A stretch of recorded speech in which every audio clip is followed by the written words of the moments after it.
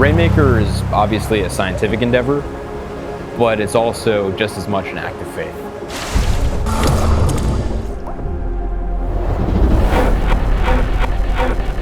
People have been trying to conjure water from the sky for generations, and nobody's been able to do it up until this point.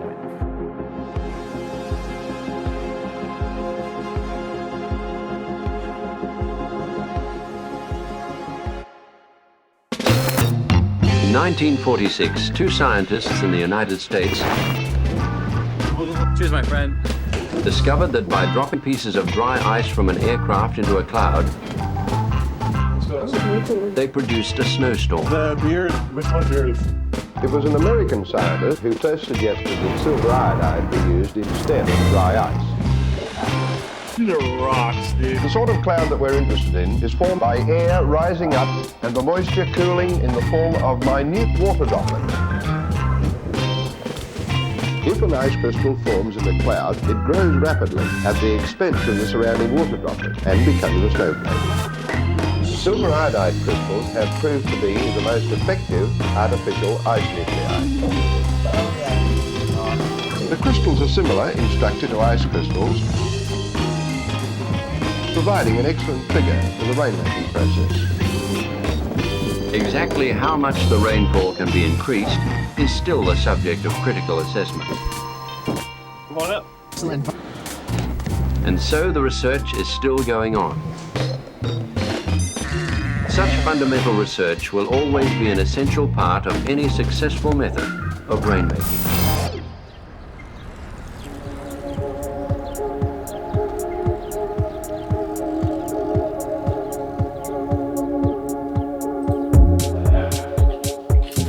We've just recently transitioned into medium rate production. You know, you can see here very clearly everyone is all hands on deck. We're a very lean manufacturing team. I like it that way. It's a very tightly controlled process. We're all one team, right? There's no swim lanes, if you will. So yeah, this is really the last step before they get packed up and go out the door.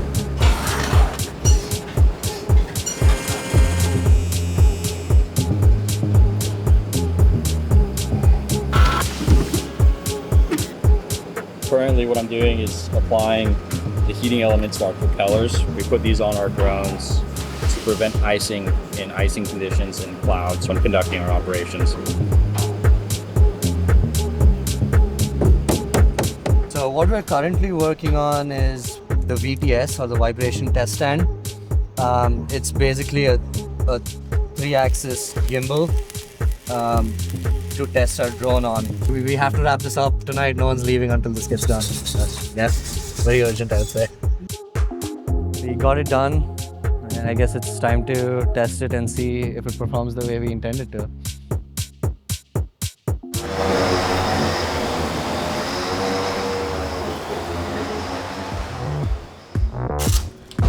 All right, so right here we're actually loading up our shipment that's going to be going out to Utah and Pendleton. The reason for the rush is that we have a truck coming. It's on the way. That'll take this drone all the way to Salt Lake. It'll be operating here in the next 24 to 48 hours, conducting operations.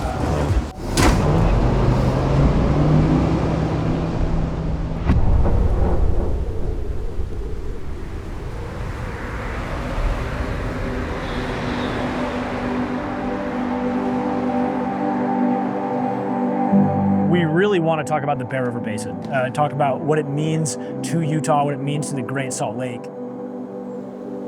The Great Salt Lake isn't just a piece of Utah and the American West's heritage, it's the foundation of the region's environment. Ducks and geese and bison depend on it, the ski industry and farmers depend on the precipitation the lake causes. And it's drying up, which is a huge health and environmental risk. Our goal is to unambiguously and precisely measure how much precipitation we've made from cloud seeding in the Bear River Basin, which flows directly into the Great Salt Lake.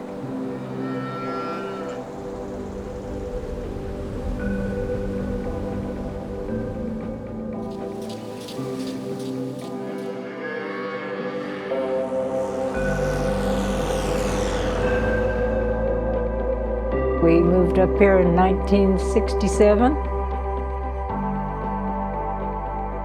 We'd like to know the results, because like Larry said, we never did hear them last time.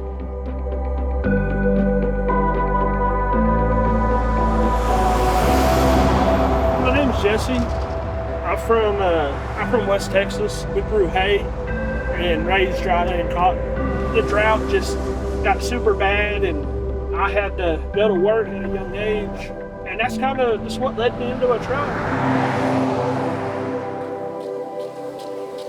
I guess the best thing to do is be transparent about it and let people make up their minds. Until I ran into you, I didn't know anything was going on. But the resources are out there to go find it. Transparency is, they can put it out there, but they can't feed it to you.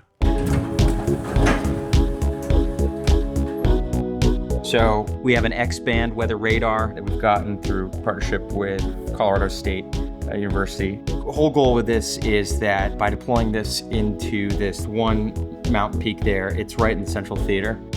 It greatly enhances our ability to capture seeding signatures this season. Headed up towards Sedgwick Peak to check out our new spot for our X-band radar. These F-150s can really handle it, but I'm telling you, we're moving slow. We have a crane truck that's coming up too. It's pretty damn bumpy, man. These are components of the CSU radar we're going to be installing this season. Just pre-staging them before we do the helo flights beginning of next week. We're going to be using a UH-60 Blackhawk for the lift. There's a lot that can go wrong. We were supposed to fly on Friday, fighting the weather, fighting the conditions to make sure that that happens safely and effectively without damaging the system.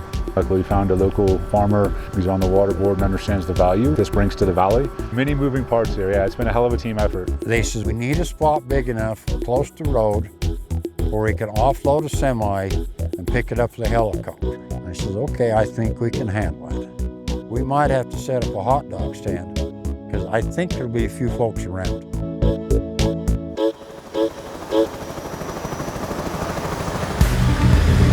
Saying that you're doing something is much different than being able to demonstrably prove via observation that you are, in fact, enhancing snowfall. It didn't snow last winter, it didn't rain this summer. Anything we can do to increase moisture, whether it's in the form of rain or snow, I'm for it.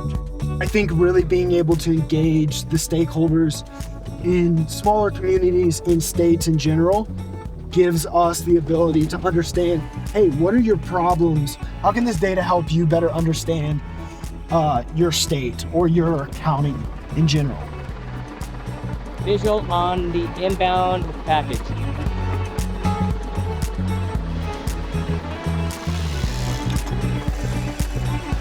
Let's make it rain.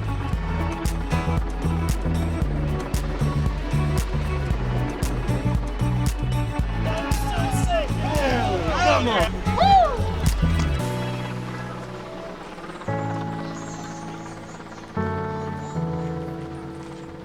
We're at the Bear River launch event, which is the kickoff event for our cloud seeding operation in Utah and Idaho this year.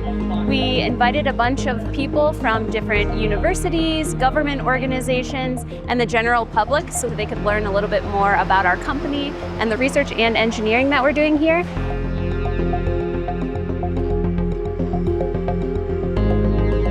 You can see with drone number 44 and drone number 70, they started pulsing their heaters to melt ice off.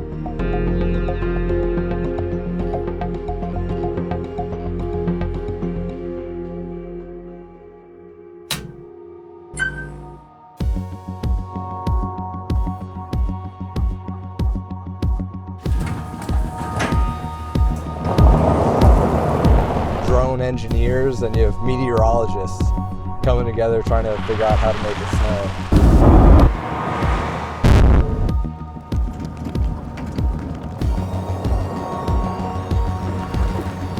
Field ops specialists are guys that actually go out and fly the drones. It's a wide cast of characters. Owned a ranch. College. Tour guiding in Alaska. Graduates from Purdue, Caltech, Wizards. PhD in atmospheric science. Yale for mechanical engineering. Goldman Sachs. I have a jack of all trades, master of none. Russian linguist in the Air Force. Thought I wanted a 9 to 5 and then I was like, oh, this isn't for me.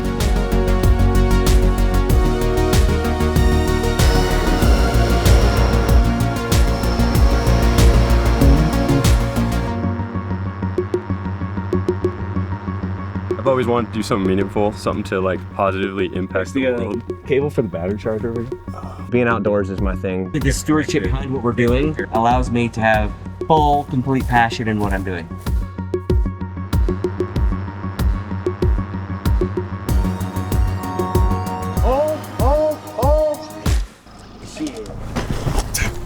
You okay? Yeah. Original album. Second drone, I'm assuming.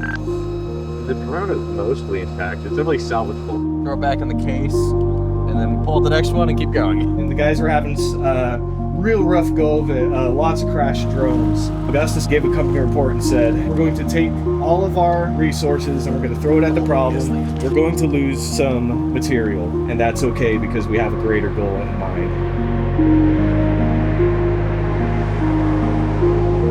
What do you do, Rainmaker, again? Research. My big projects have been the research drones. We want to make sure we're measuring what we think we're measuring. It's like, okay, we put this on here and it seems straightforward, and it's like, oh, well, this was weird. We have to fix this. But it's fun because it's always something, and you're always working towards making it better.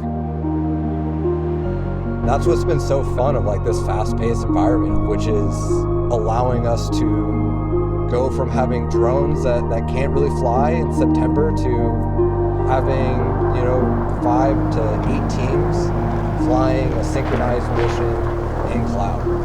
You just get to see progress happen so quickly.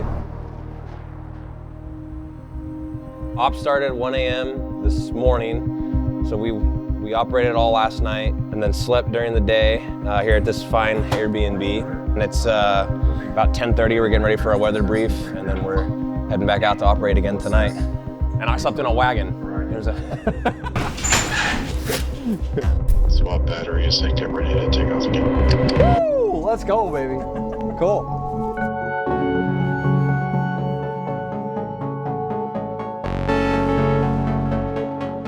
I go home and my wife tells me, I've never seen you so happy. Why are you so happy? Damn you for being so happy. My job sucks. And I said, I don't feel like I go to work.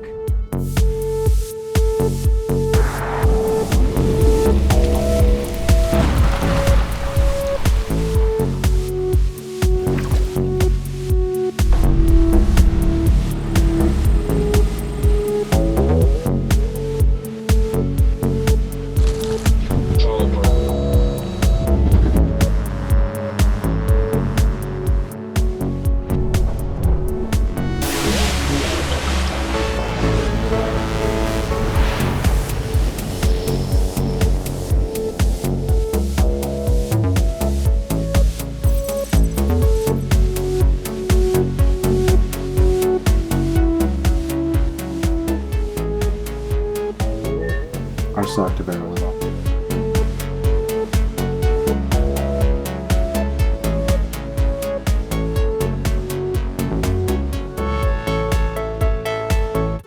It was shown early and conclusively that man could change clouds under certain conditions. Efforts to extrapolate these effects to larger scale weather control, such as rainmaking and hail suppression, have led to widespread controversy.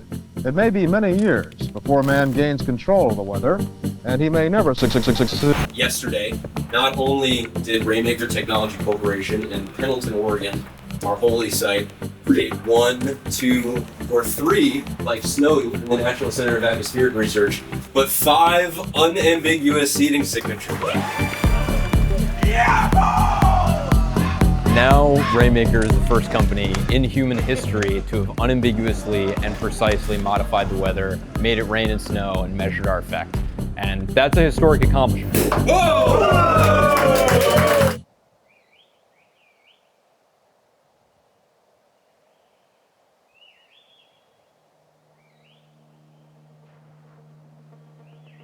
As important as it is to celebrate how far we've come, it's even more important to remember how far we still have to go.